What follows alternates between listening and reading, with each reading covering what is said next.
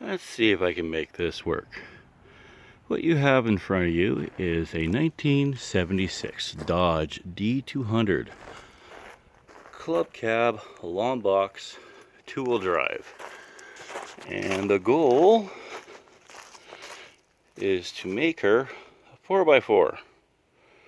I've got most of the parts and pieces in my collection. Just a matter of getting it up on the ramps and attacking the bold girl. Power plant is a slightly blown up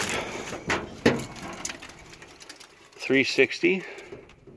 That's the third or fourth engine's been in this poor truck. Automatic, as the D implies, two-wheel drive.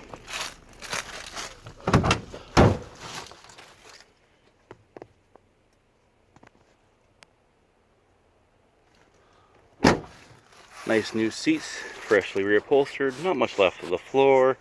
Good thing I have to cut the floor up to put the tunnel in for the tcase shifter anyway.